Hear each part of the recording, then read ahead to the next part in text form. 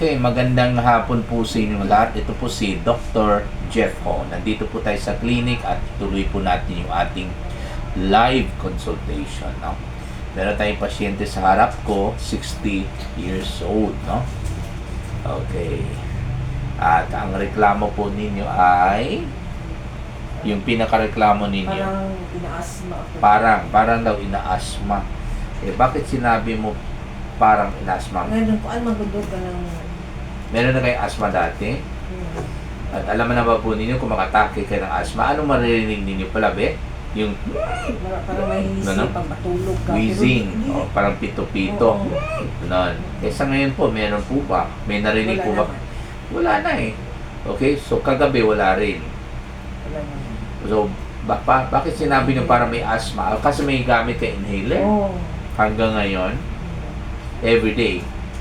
Twice a day ka nag-inhale? Twice? Katong Pag makatake. lang. May ubo po kayo ngayon? May ubo po? Wala. May ubo kayo ngayon? Wala. Inuubo ko pero hindi masyado. Hindi masyado.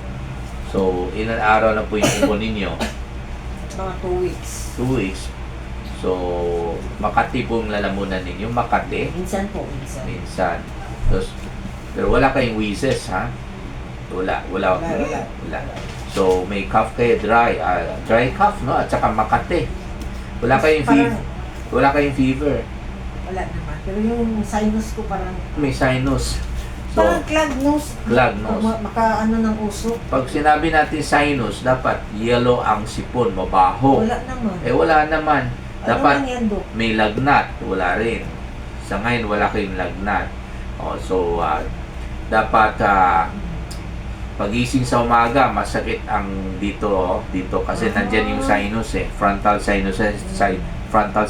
Kaya dito ang masakit kasi habang natutulog, yung plema sa loob ng sinus, mag-settle down dito, mag-gravitate. Kaya dito ang pinaka-grabe ang swelling ng sinus. Kaya dito ang masakit, no? Pag maxillary sinuses, dito yan.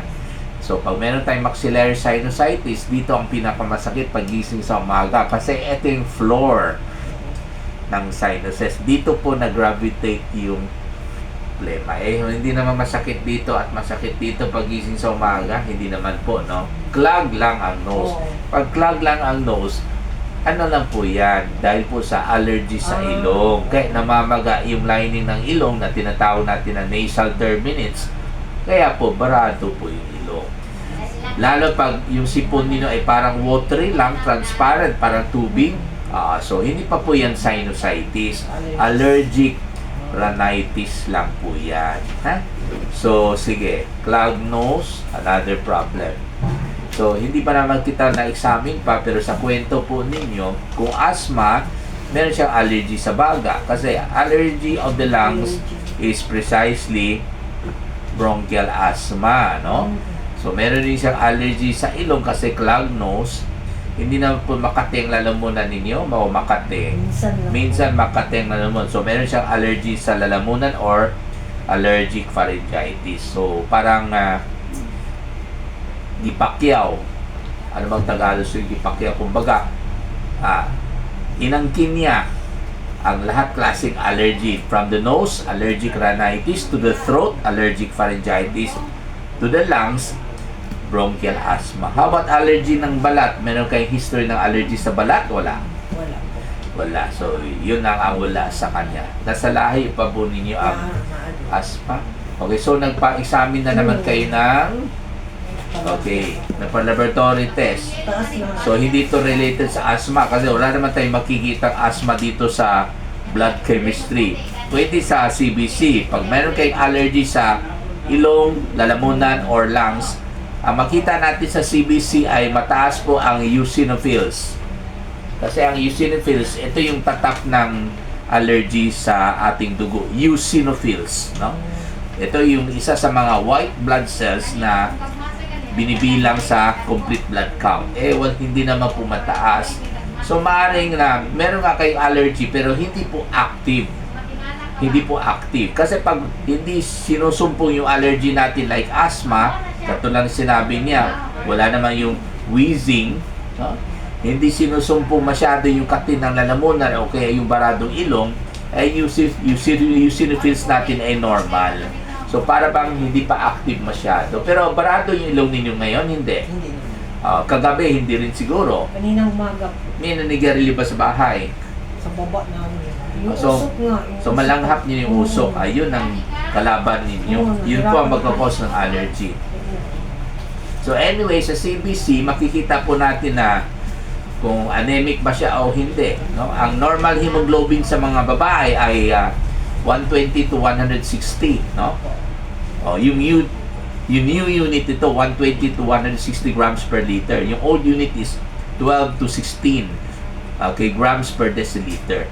Sa kanya naman po, normal lang po yung hemoglobin niya, which is 134. So wala kayong anemia, pero yung blood chem po ninyo, okay, mababa yung creatinine ninyo. Of course, the lower the better yan, no? Pag mababa ang creatinine, okay lang, walang sakit yan. Pero pag mataas masyado, may kidney problem kayo.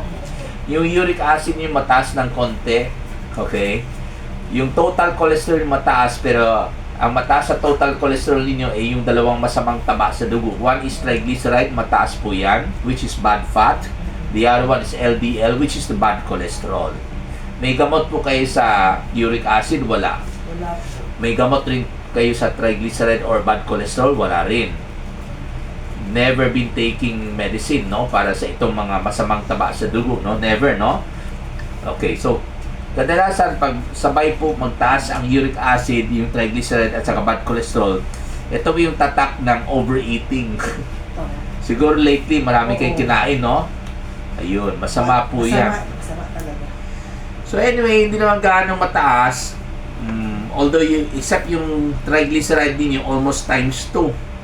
So ito lang po inumin niyo yung gamot para sa triglyceride, which is bad fat sa dugo, triglyceride. Yun po ang tinatawag natin na stored fat or neutral fat.